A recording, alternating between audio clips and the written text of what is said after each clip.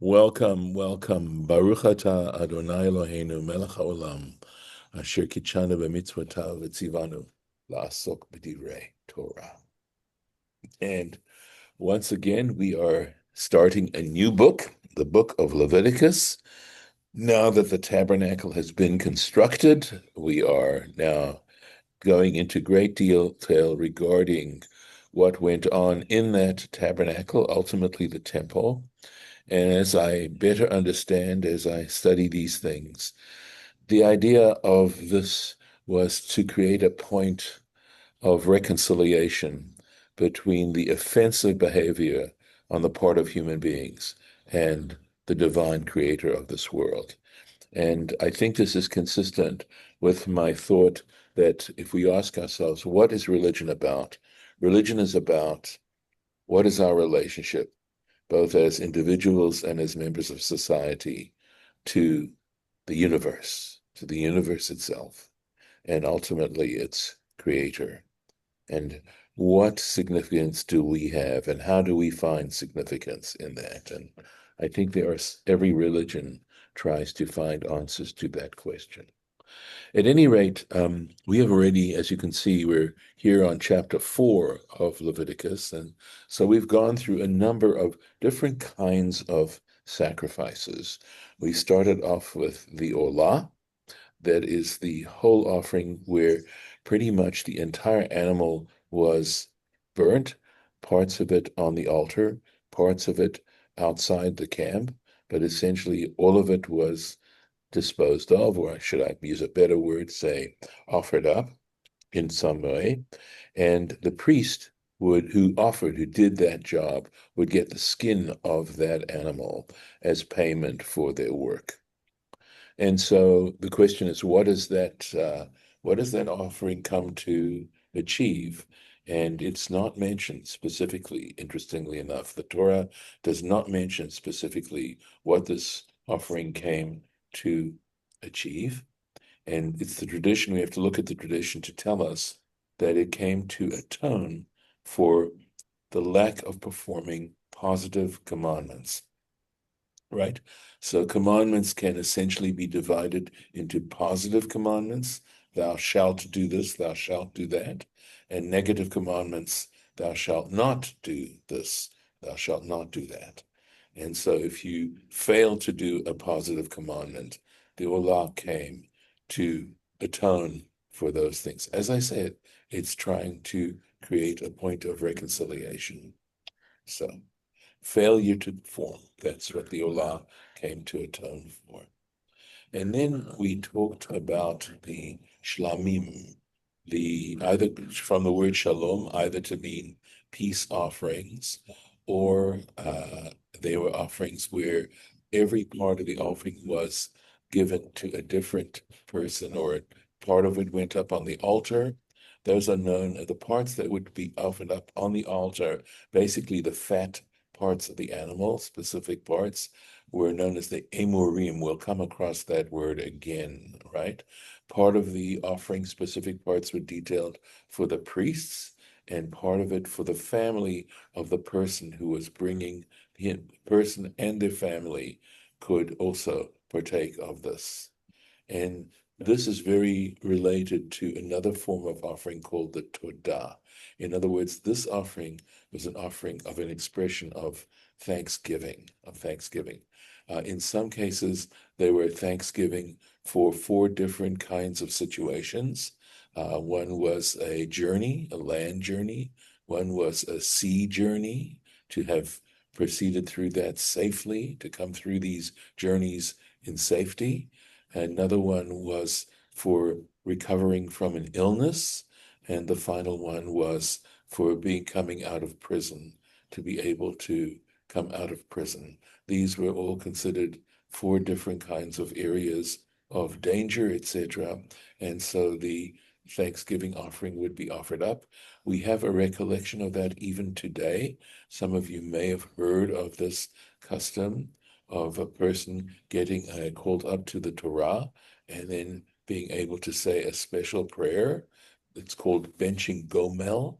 The word gomel has to do with gemilut chasadim, which are acts of kindness on the part of God, seen as understood as divine acts of kindness, and the person has the aliyah, has the blessing over the Torah, and then afterwards makes a blessing, hagomel l'chayavim tovot, one who gives to those who are, in fact, chayav means owing in the sense of the fact that we see ourselves as being incredibly blessed by God, as being in debt, I'd say in debt to God, the good things, and who has provided me with this kindness. So that is actually that blessing is recited even nowadays in the case of one having been able to be delivered from one of these situations. Usually, of course, it is from illness, but very often it might be done after someone has taken a long trip to where there might well be danger and difficulties involved.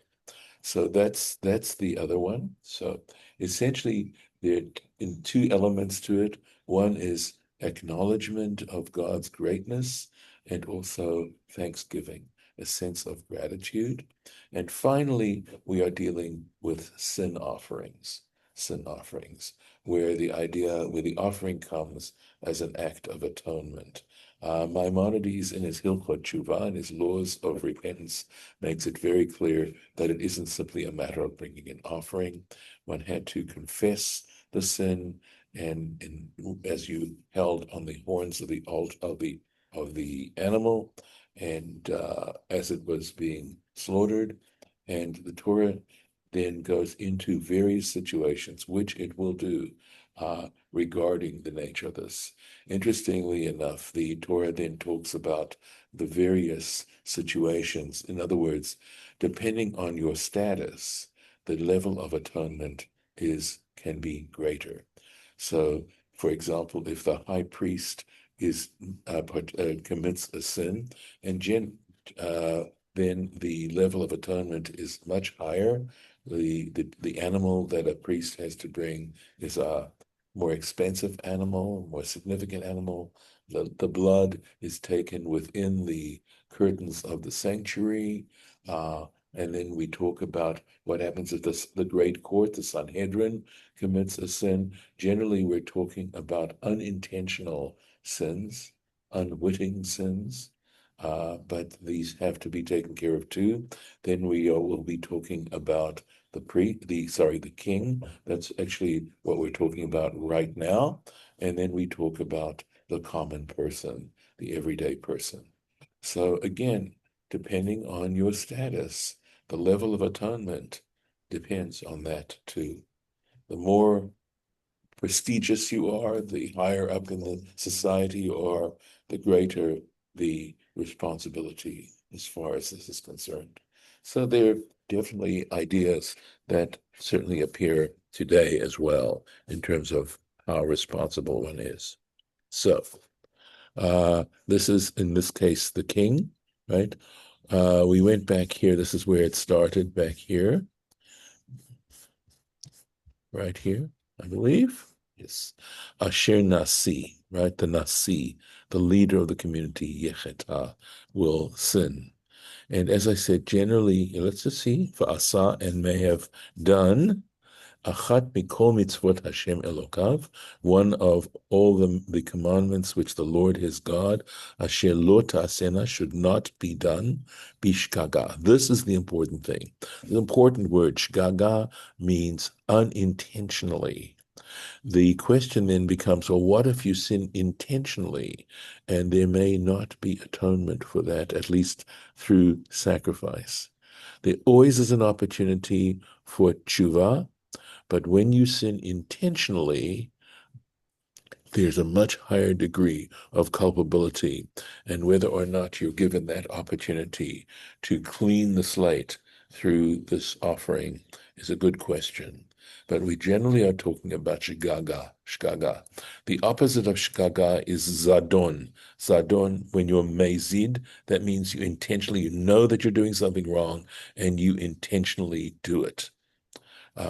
There's also another word, pesha, where you know it's wrong, you're intentionally doing it, but you're doing it intentionally to show God that you're the boss, right? That you're doing it as an act of rebellion, and that is pesha.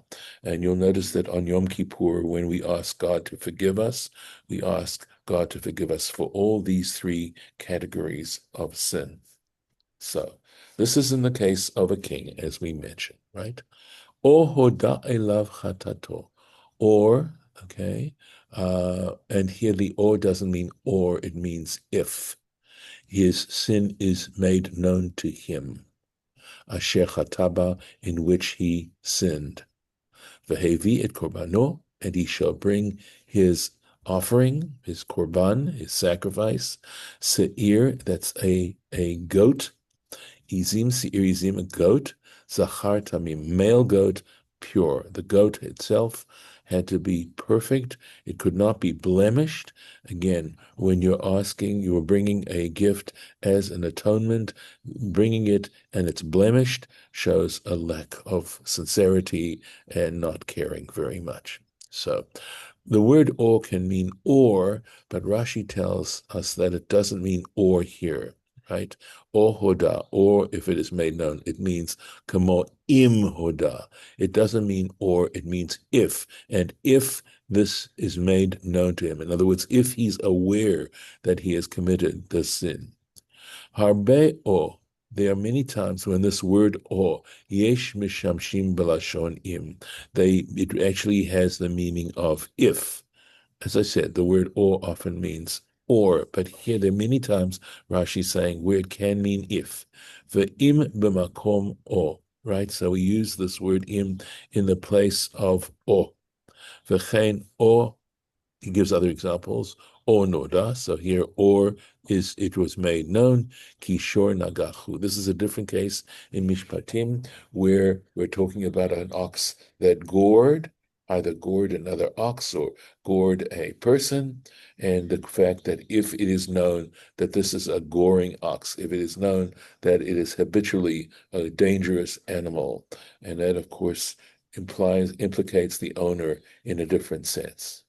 So here it means, doesn't mean or, if it's known, it means if it's known. Hoda alav, right? In other words, it was made known to him. Keshechata, in other words, when he actually committed the sin, hayas savur, he was sure, shehu heter, he believed that it was actually a permissible act. Ulachar mikan, and afterwards, nodalo, he became aware, sheisur haya, that it was in fact forbidden. So you can see how the Torah is going into the whole notion of intention, etc., etc. And doing things out of ignorance is not an excuse. That is actually the big message, I think, here, is just saying, I didn't know it was wrong, isn't an excuse. And we know, I remember learning this as a child in school, ignorance of the law is not an excuse. And here, that's why one reason why studying Torah and becoming aware of Jewish law is so important, of the laws in the Torah, because you don't want to be guilty of having committed these things unintentionally. Now, of course, there's a flip side to this, and that is if you're aware that it is forbidden and you do it, maybe simply out of laziness or something like that, carelessness, you still are doing it intentionally. You can't say you did it unintentionally, but at least you have a reasonable chance of not committing it. It does put a certain burden on me when I inform people about different specifics of Jewish law, because technically I'm turning them from shogegim, from those who are doing it out of ignorance, to mezidim, to people who are now doing it possibly as intentionally. So I'm between a rock and a hard place as a rabbi in these particular cases. Rabbi, Rabbi, Yes. what if that animal is a vicious animal and the owner does not protect it and it kills somebody? What happens then? So okay, of course, this is now a subject away from what we're really dealing with here, but I will answer the question. So essentially, my understanding is that the owner of the animal has to compensate the family, whatever is levied against him. He is not actually killed. Okay, there's no capital punishment, but because there's such a high level, the animal of self, of course, is killed, right? The animal is killed. Whatever proceeds, I believe, go to the injured party, but also there is some kind of fine that the owner is going to have to pay. Mm. It comes as an atonement. So, of course, the fine would be huge. You can imagine, right? Okay. So, getting back to the king here, right?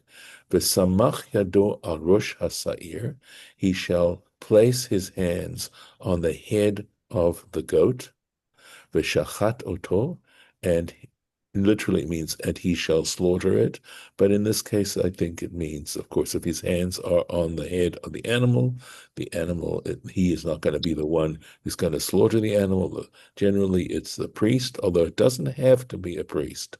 This part of the service does not have to be done by the priest.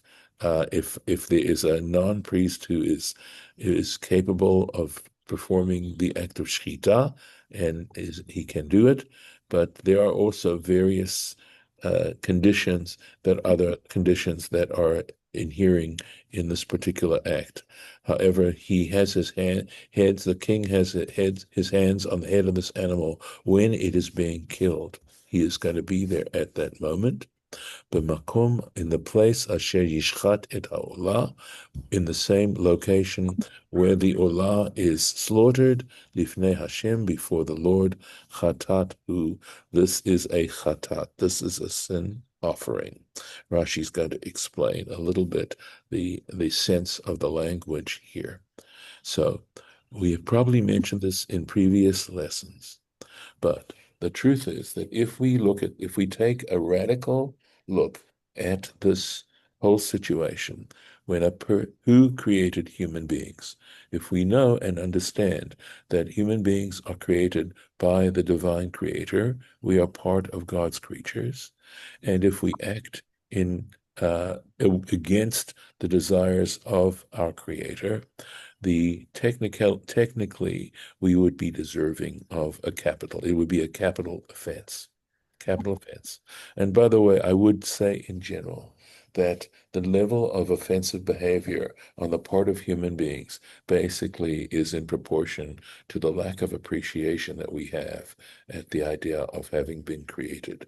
We either would rather deny it altogether, or else not actually develop a sense of deep gratitude for our lives and for all the blessings that we actually have in connection with those lives. And it's probably the basis of so much offensive behavior. Anyway, let's take a look at the Rashi here. So let's find it here. Okay, we're into actually this page. B'makom asher yishchat et ha'olah, in the place where the olah sacrifice is slaughtered. So it says B'tzafon, in the north, shehu mufurash b'olah, because that place, the fact that it's north of the altar, in that area, Shemhu Meforash, which is explicitly stated regarding the Olah sacrifice. Now, you may remember what I told you about the Olah, that it actually is a sin offering. And I think that the reason why the Torah doesn't simply repeat the instructions that it should be slaughtered in the north is that we need to draw some connection between the Olah and this particular sin as well. So remember, this comes for the violation of a negative commandment. But I'm wondering to myself, and I can only sort of touch on the surface at this point, what the connection is between the violation of a negative commandment and the failure to perform a positive commandment, and that their relationship is there, and that quite possibly the violation of a negative commandment comes about because one isn't interested in performing positive commandments. That if you do in fact perform positive commandments, you might be less likely to wind up violating negative commandments. It's a thought. It needs to be further, developed and thought through. Now it says chatatu. It is a chatat. What do we mean? lishmo kasher. In other words, when this act takes place, one has to do it for the purpose of a sin offering. In other words, being conscious of the very purpose that you are doing this is essential. Shelo lishmo, if you don't do it with the intention of performing a sin offering, pasul, it is no longer valid. It's invalid. And that's the sense of the words in the Torah that say chatat hu. We'll make one more sentence. V'lakach hakohen midam hachatat.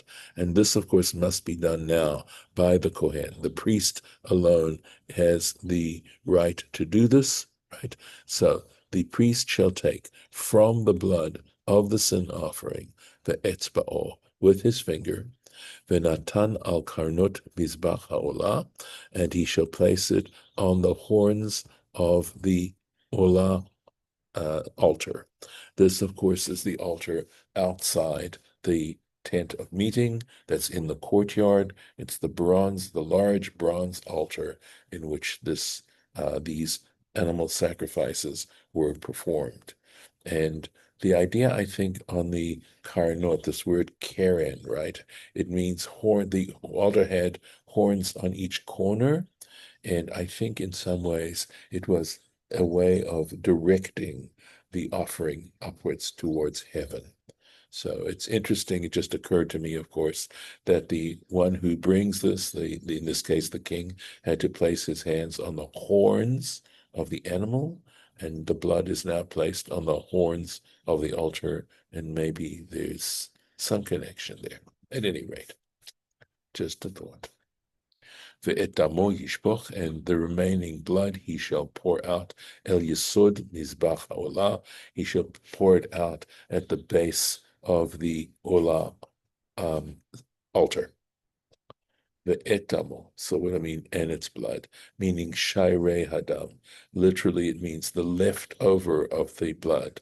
So just to back up a little bit, when the animal was slaughtered, there was a basin placed at the neck of the altar, the neck of the animal. This is where, of course, the animal was slaughtered at the neck, right? And it would take they put a basin right there, and they would take the blood that poured out at that particular point, and this was called the blood service. They'd make sure they would stir it to the blood to prevent it from coagulating. They would take it up to the altar, and then they would perform the rites with the blood of the animal. Now, we'll stop here now, and this is, of course, I'm sure that I have explained it elsewhere, but just to say that this is a pretty awful and awesome kind of thing.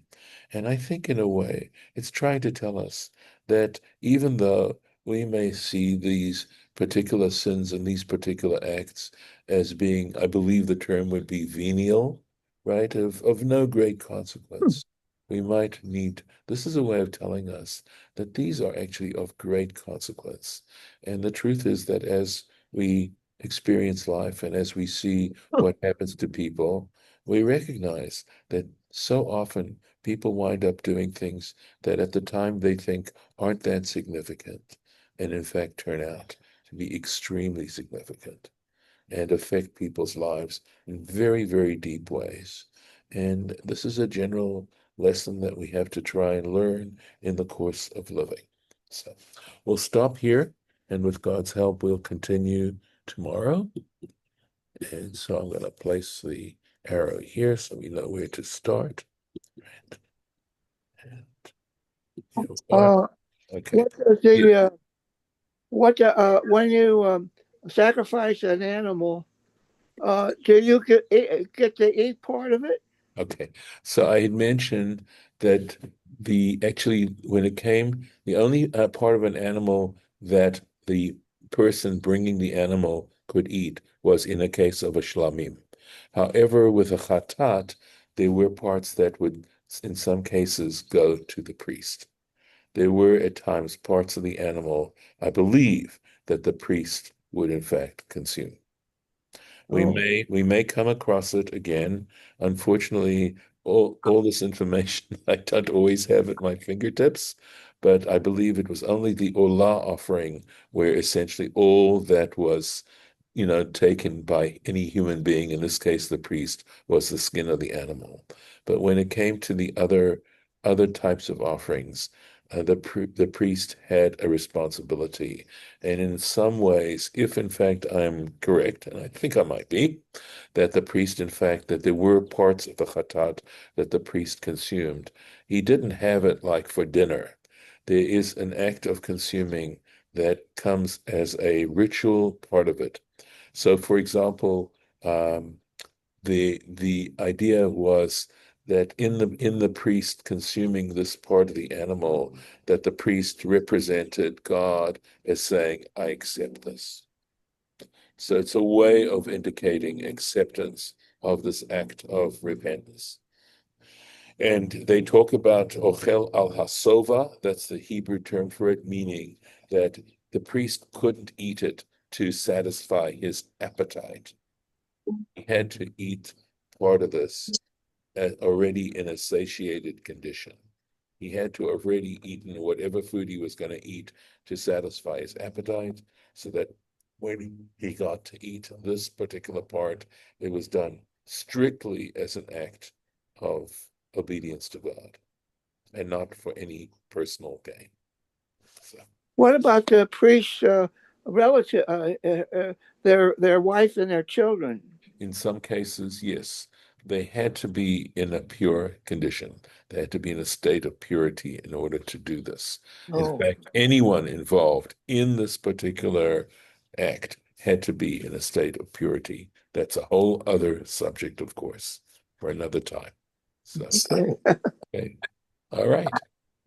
I'm going to stop the Bye bye. recording. Yes. Take care. Okay.